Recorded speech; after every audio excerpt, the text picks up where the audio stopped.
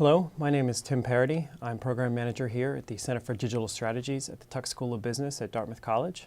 I'm pleased to be here today with David Chemerow, who is a Dartmouth and Tuck alumnus and is COO and CFO at Rentrak. David, thank you so much for coming. We're glad to have you back. Thank you, Tim. So let's jump right in. I was wondering if you could tell us a little bit about what your definition of big data is. Rentrak deals with huge amounts of data. We process more data every day than all of the credit card companies combined process, because we're processing clickstream data from TVs in order to develop second-by-second viewing for 20 million TVs on a daily basis. We deal with billions of bits of data on a daily basis. Is it possible in the future that we'll have differentiated ads depending on income or intent to buy, that one household may see one ad that's fitting for that household and another household may see something else? Technically that's feasible, and there are firms right now that will do digital ad insertion to specific households. That's not the business we're in. We prefer to deliver our ads or structure our system that will help with ad delivery to an entire city or a zip code within that area. We find that the business aspects of individual delivery of ads to a household, one, are hard from a business standpoint, that is making money from it, and two, have enough challenging privacy issues that we'd rather not even get close to that. If we're delivering to an entire city or to an entire head end or zip code, there are no privacy issues, and we clearly obey any applicable privacy law.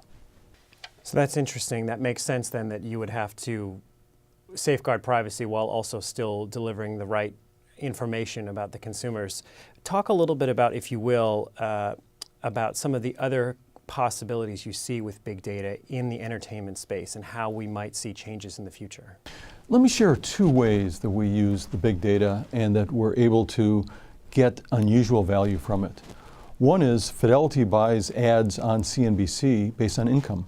We're able to show Fidelity and show CNBC the income level of the various households who are watching, so that they know how many high-income people are watching, because they're more interested in showing an ad that somebody can afford to invest money into their mutual fund than simply having a low-income person who can't afford to invest. Secondly, automotive is 25% of all TV advertising.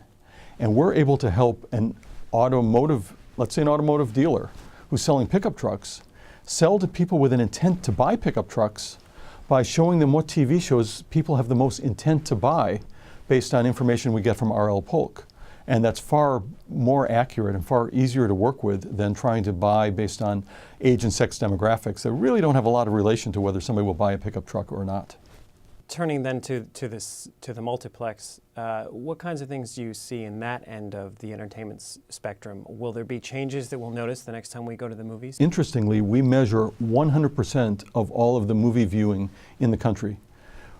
Currently, we can't apply demographics to that view, but we can show a movie studio or a movie exhibition company what was seen at 2 o'clock on Main Street in Des Moines, Iowa at the AMC Theater, with that level of granularity, which permits the movie studios to determine all of their movie ad spend, their TV ad buys, on a very precise basis.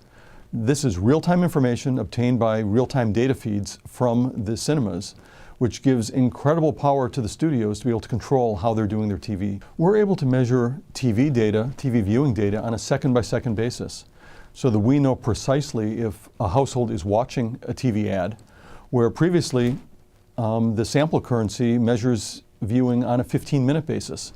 And so if somebody surfs on their TV set in between segments of their TV show, there's no way to measure that. Likewise, we can also measure product placement. Is that Ford Focus that's being shown in an ad, who's watching during that time period? And that's very valuable to the advertisers. So there's lots of ways within TV to do that. We're working on ways within video on demand where we measure 100% of all video on demand views to come up with better ways to integrate demographics in with that. So very similar to TV, we can express who's really watching those various TV shows. So what are some of the limitations that you see in entertainment with big data? The biggest challenge and biggest limitation is making sure that privacy is obeyed. We slavishly follow the rule that we want no personally identifiable information in our databases. Our database doesn't even have a line for name or address. anything we get will have a set-top box number or a unique identifier.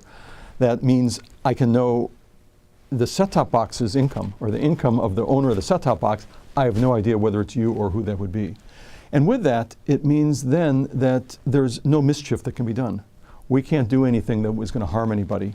And that's a really important concept, because if other firms don't also follow that practice, Congress or others will find ways to legislate this into existence, and we would prefer just to operate this in the correct way right from the start. So what other questions should we be asking about big data? The growth of big data is going to be huge. If you consider where we've been operating with a product for only the last 3 years, and we've made huge progress over that time period. Looking at the things that we can do to help advertisers buy better, or stations and networks more economically sell their ads, it tells me that there's all forms of entertainment and many other forms of commerce are going to be trying to exploit this.